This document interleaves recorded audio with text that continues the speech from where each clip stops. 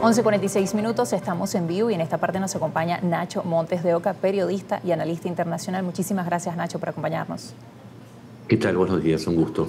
Nacho, bueno, por supuesto te invitamos este lunes para profundizar un poco más acerca de lo que está sucediendo al sur de Siria, todo el tema de los drusos, cómo se involucra el nuevo gobierno sirio, también Israel, las distintas partes y reacciones que hemos visto de la comunidad internacional.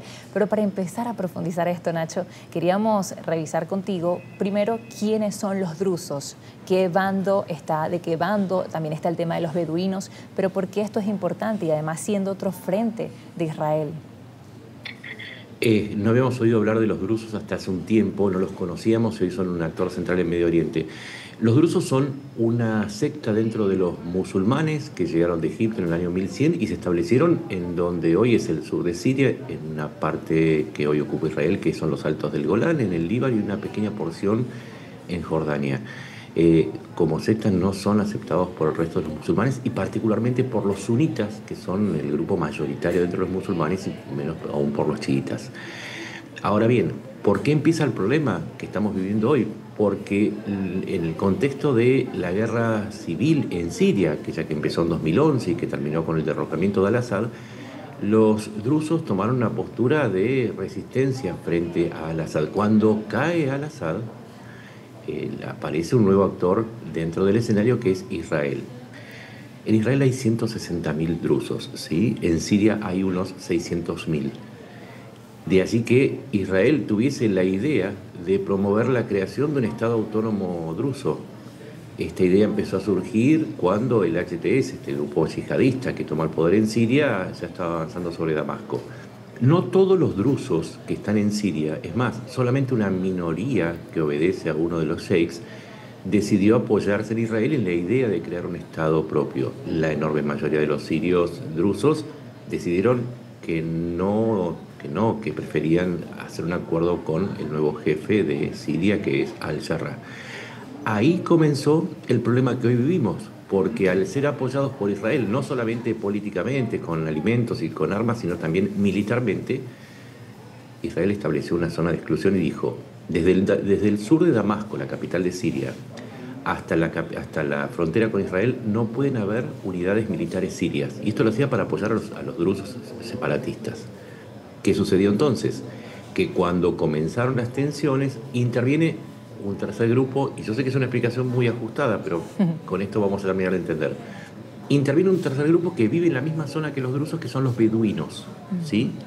Los beduinos son un grupo árabe. Beduinos significa hombres del desierto, son nómades, y no son 1 millón como los drusos, son 25 millones, y van desde el norte de África hasta la península arábiga. Empezaron a pelearse tanto por las rutas de suministros como por el acceso al agua, a los pastizales, y allí empezó la ronda de matanzas y masacres, porque ¿qué sucedió? Cuando el gobierno de Damasco, el de Al-Jarrah, envía tropas para poner orden en el sur, Israel ataca a esas tropas y las obliga a replegarse. En ese contexto, ¿qué es lo que quedó? Grupos drusos, grupos beduinos peleándose entre sí, y este fue el origen de toda esta masacre. ¿En dónde estamos hoy? Estamos en un cese el fuego que de alguna manera se está respetando, pero que no cesó la violencia. Así que estos son los 4 grupos: Siria e Israel por un lado, beduinos y drusos por el otro, más el agregado de algunos grupos musulmanes que son yihadistas, que porque justamente consideran herejes a los drusos, intervinieron en la lucha. Así que este es el rompecabezas, el nuevo rompecabezas que hay que entender para comprender el conflicto sirio.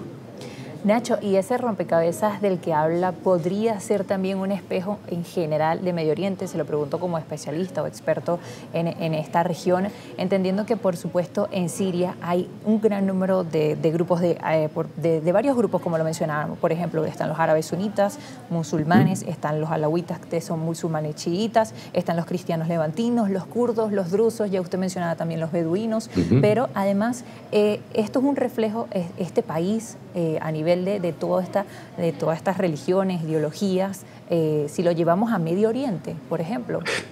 Por supuesto, no hay ningún país dentro de Medio Oriente que sea homogéneo ni étnicamente ni en términos de religión. Por ejemplo, Irak sabemos que está atravesando una guerra civil desde la década de 1990 y allí se reparten el poder al norte los kurdos, en el centro los sunitas y al sur los chiitas. Y si vamos al Líbano tenemos a grupos que son, tenemos alawitas, tenemos cristianos que son la primera minoría, tenemos a los sunitas, tenemos drusos en el sur, tenemos gente que responde a Hezbollah, o sea, los chiitas de Teherán. Cada país, incluyendo Israel uno dice es un estado judío, pero no, los judíos forman parte solamente de la mayoría. Después tenemos palestinos, tenemos árabes y tenemos cristianos.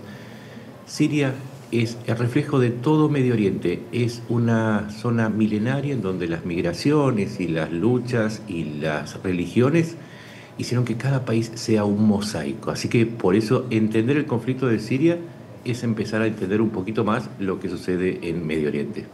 Y ese mosaico, Nacho, podría lograr un entendimiento, paz entre todas estas partes a nivel político, a nivel religioso, para que sea una región ahora más estable. ¿Es posible en un futuro, entendiendo por supuesto también lo muy diferentes que pueden ser unos y otros? Fue posible en el pasado. Lo que sucede es que estos mosaicos se rompen cuando empieza la violencia.